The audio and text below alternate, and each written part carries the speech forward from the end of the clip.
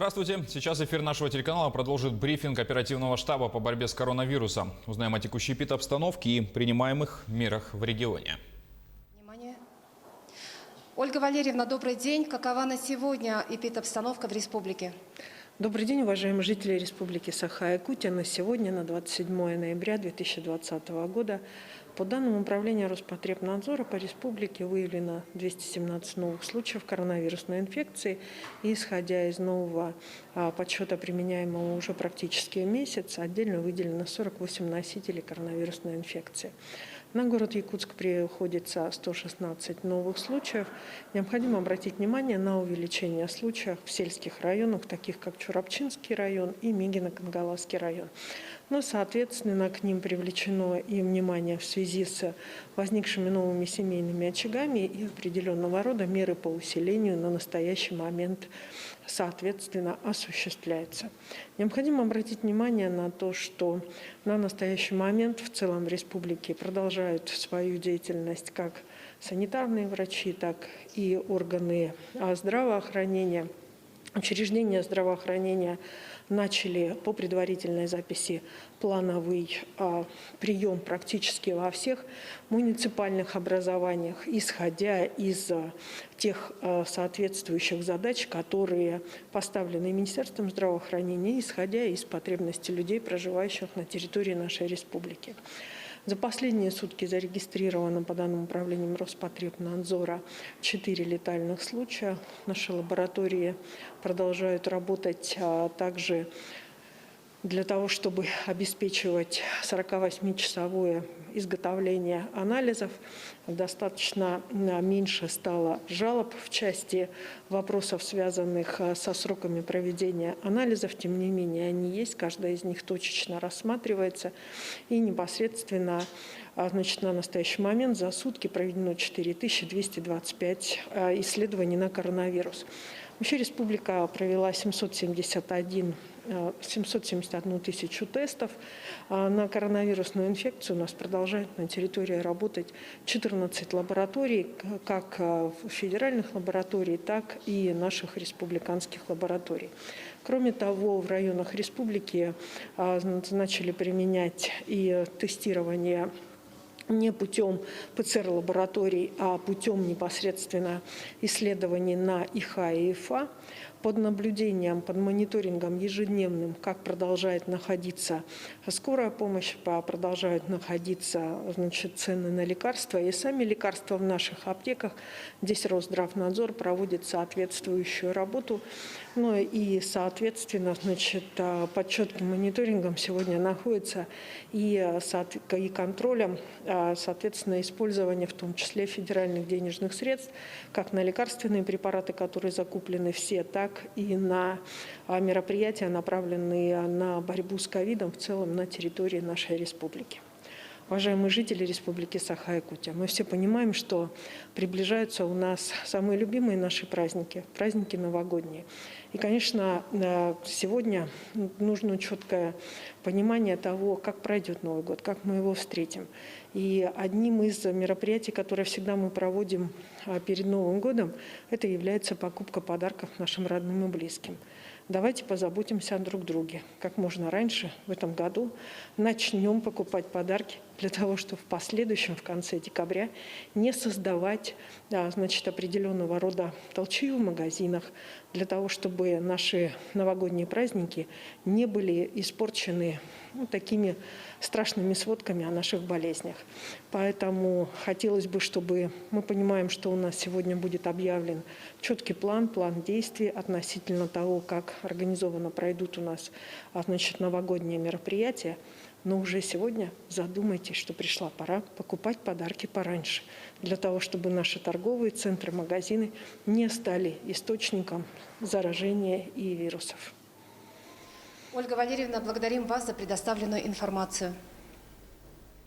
Это был брифинг регионального оперативного штаба по борьбе с коронавирусом. Не переключайтесь.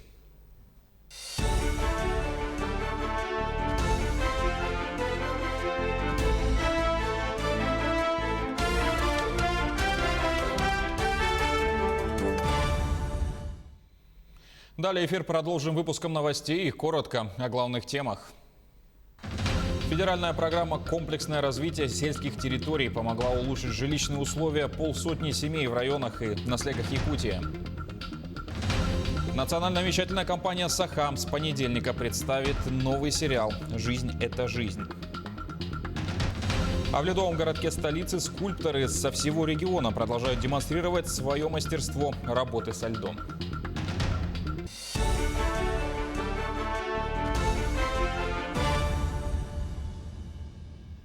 Дистанционные работники будут иметь право на офлайн, а за сверхурочную работу им заплатят дополнительно. Такие нормы содержатся в законе об удаленке, который Госдума приняла в третьем чтении. При его разработке была создана специальная рабочая группа и учитывалось мнение экспертов, профсоюзов, работодателей, правительства. Закон закрепляет 3 вида дистанционной работы. Постоянная, когда работник изначально заключил соответствующий трудовой договор. Во-вторых, временная, когда людей переводят на удаленку на время по каким-либо обстоятельствам. И в-третьих, смешанный график работы, когда часть времени человек трудится из офиса и часть из дома. Перевод на удаленку не может быть поводом для снижения заработной платы. Если у человека нет возможности трудиться из дому, временное прекращение работы будет расцениваться как простой по обстоятельствам, не зависящим от воли сторон, и оплачиваться как 2/3 отставки. Врачи из Якутии прошли стажировку в московских клиниках. Обучение инициировало и оказало содействие Агентство Дальнего Востока по привлечению инвестиций и поддержке экспорта. В клиниках Москвы стажировку прошли 5 врачей из Якутска, Мегино-Кангаласской, Чурапчинской и Мирнинской ЦРБ. Программа посещения была разработана Департаментом здравоохранения Москвы. В каждом учреждении врачи провели по 3 дня и смогли ознакомиться с организацией работы инфекционных отделений для лечения больных коронавирусной инфекцией. Обменялись опытом лечения и ведения таких больных.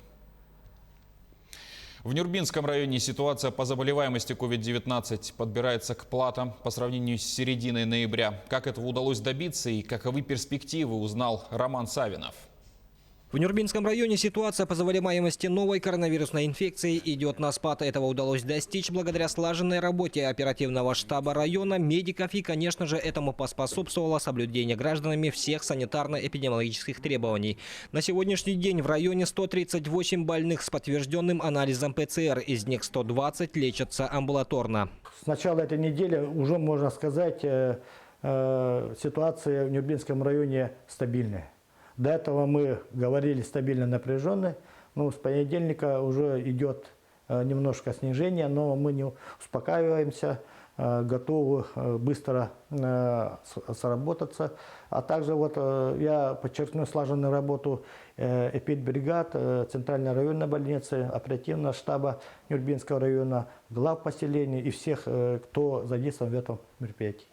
На сегодняшний день в районе развернуто 100 койко-мест для больных ковидом с возможностью увеличения мест до 150. В настоящий момент в связи со спадом заболеваемости на стационаре лечение проходит 18 человек. В связи с этим планируется уменьшить койко-места.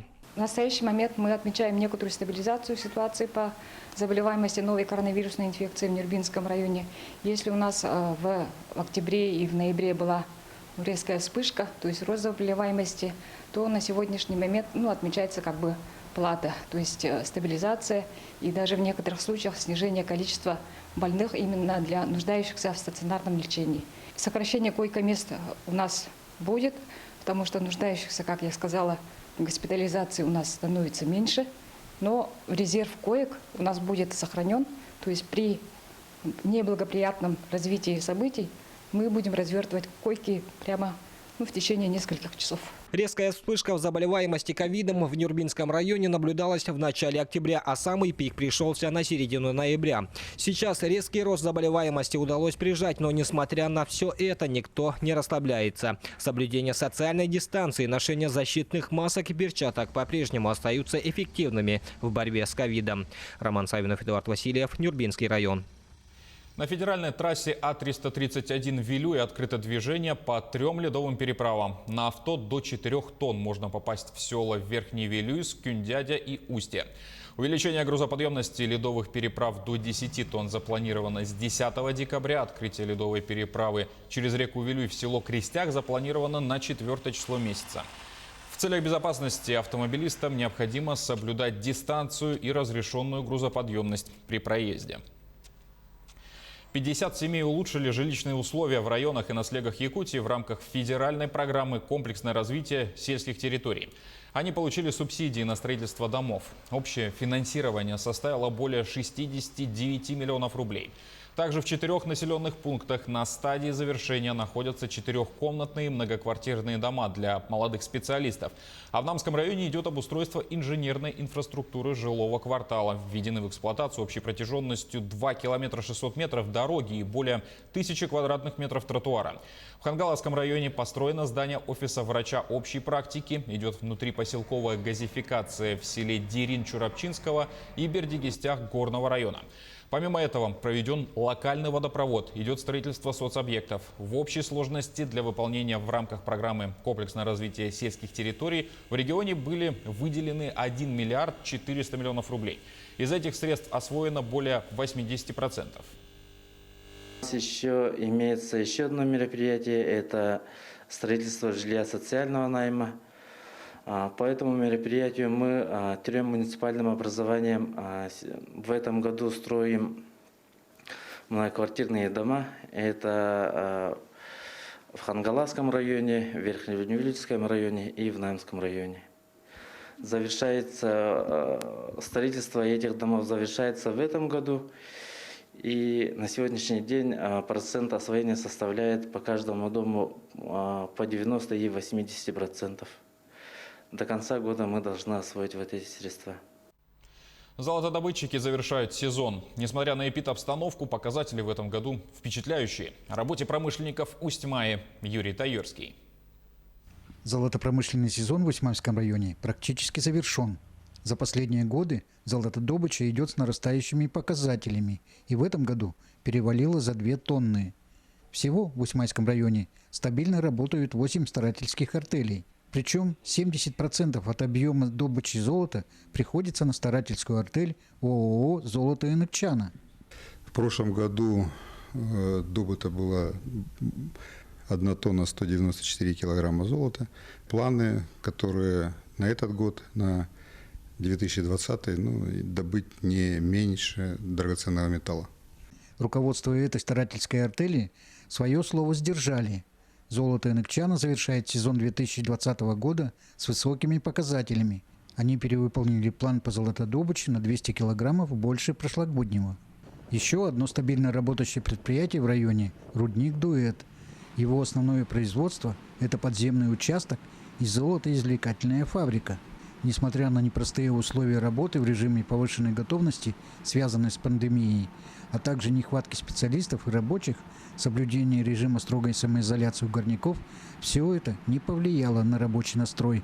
Учитывая специфику нашей работы, подземную добычу рудного золота, нам до завершения сезона осталось работать еще месяц. Коллектив нацелен на выполнение плана. Золотодобывающие предприятия Усть-Майского района могут добывать больше драгоценного металла, если бы не основные постоянные проблемы этой отрасли. Одна из них – перебои с электроснабжением горняцких поселков. И вторая главная проблема – это основная инфраструктурная проблема региона – отсутствие круглогодичной дороги Амга-Усть-Май-Эльдикан.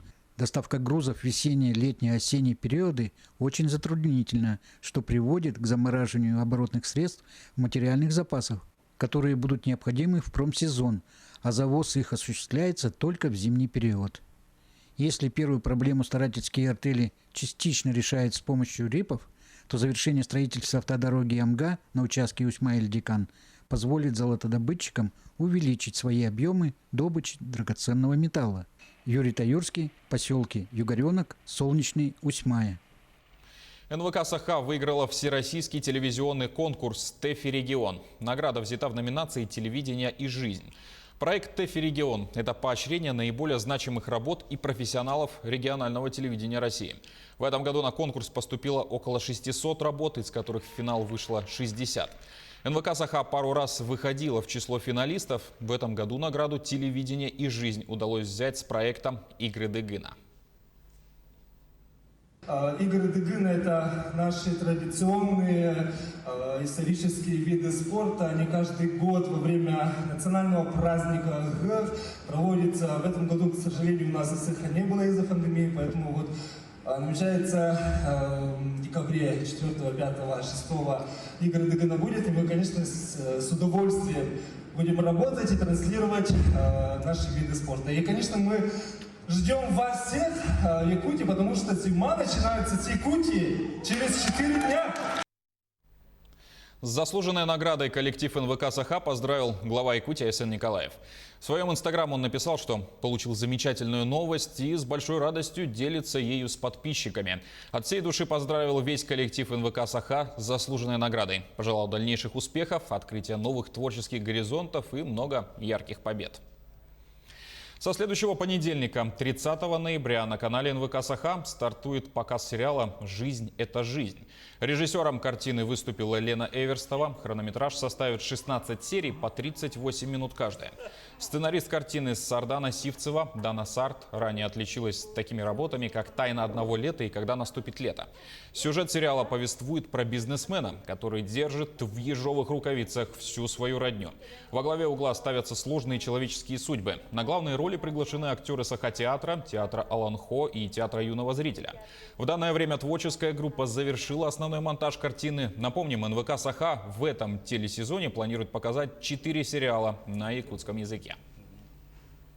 В сериале заняты заслуженные артисты. Это Дмитрий Михайлов, Лена Сергеева-Румянцева, Надежда Ушницкая, а также народный артист Алексей Павлов и молодые артисты театра Аланхо и юного зрителя. Овдовевший бизнесмен сплотил вокруг себя своих родственников.